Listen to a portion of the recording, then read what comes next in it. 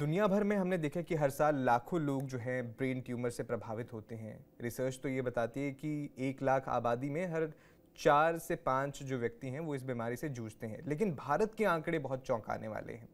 भारत में भी इसके केसेस की लगातार बढ़ोतरी हो रही है। जो रिसर्च सामने आ रही है, बताया जा रहा है कि हर साल लगभग 50,000 नए केसेस सामने आ रहे हैं और सबसे ज़्यादा जो हैं 20% मैं कहूँगा कि जो रिसर्च में सामने आया है कि बच्चे इससे प्रभावित होते हैं। तो सबसे पहले डॉक्टर साहब मैं यही जानना चाहूँगा और हमारे दर्शक भी ये जानना चाहेंगे कि आखिर ब्रेन ट्यूमर होता क्या है, क्योंकि ये नाम बड़ा खतरनाक है।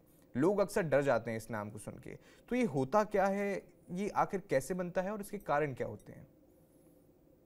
ब्रेन ट्यूमर मतलब जो ट्यूमर ब्रेन में बनता है और ब्रेन में वो सेल्स जो है, ब्रेन का सेल्स जो रहते हैं, तो वो सेल्स कभी कभी वो नॉर्मल सेल्स रहते हैं और जब वो एबनॉर्मल बन जाते हैं और उसका सेल्स का बढ़ना बढ़ना का स्पीड, वो बढ़ने का स्पीड जो रहता है, वो जल्दी से बढ़ते जाते हैं, तो जी। उससे हम ब्रेन ट्यूमर उसको बोलते जाते हैं। ये ब्रेन ट्यूमर है ऐसा है।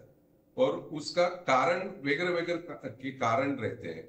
एक तो रहते हैं जीन्स में बदलाव, जो आपके सेल्स के जीन्स है, वो जीन्स में बदलाव होता है, वो म्यूटेशन होता है और इसी वजह से वो सेल्स का जो नॉर्मल सेल पैटर्न जो रहता है वो चेंज होता है और उसकी वजह से वो नॉर्मल से वो एबनॉर्मल सेल्स बनते हैं और ये एबनॉर्मल सेल्स जो है वो धीरे धीरे से बढ़ते बढ़ते जाते हैं और वो एक ऐसा बड़ा स्पेस ऑक्यूपाइंग रीजन जो हम बोलते हैं SOL, वो ब्रेन में बनता है।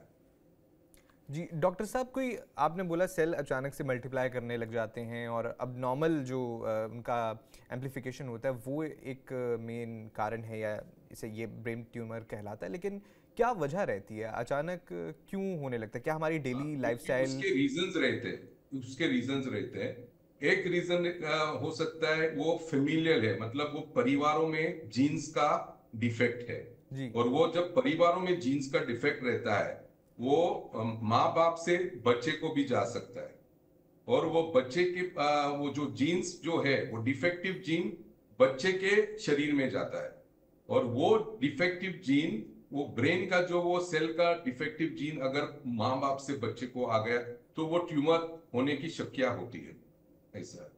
एक तो और आपने जेनेटिक बताया, बिल्कुल जेनेटिक बताया, लेकिन कोई दूसरे हमारी कॉजेज, डेली लाइफस्टाइल का भी कुछ है इसमें? हाँ, दूसरे कॉजेज अभी तक बहुत रिसर्च हो रहा है। अभी तक एग्जैक्ट जो कारण है ब्रेन ट्यूमर का, उसका अभी तक पता नहीं चला है। मगर वो जो एक्सपोजर टू रेडिएशन एक कॉज है। एक्सपोजर टू पेस्टिसाइड्स, ये पेट्रोलियम केमिकल्स के साथ ज्यादा लोग काम करते हैं और बराबर प्रोटेक्शन नहीं लेते हैं, बराबर मास्क नहीं रखते हैं, बराबर ग्लव्स नहीं डालते हैं। अगर वो कंटिन्यूअस एक्सपोजर होने लगा तो वो चांसेस रहते हैं कि इसकी वजह से ब्रेन ट्यूमर भी हो सकता है और किसी की जगह पे भी ट्यूमर हो सकता है जी। ऐसे। और लाइफस्टाइल चेंजेस, कभी कभी हमारा इम्यूनिटी भी कम होता है।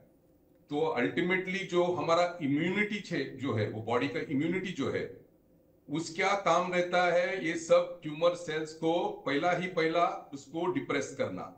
मगर अगर हमारा इम्यूनिटी, सेल्फ इम्यूनिटी कम हो गया तो ट्यूमर का चांसेस ज्यादा रहते हैं। जी।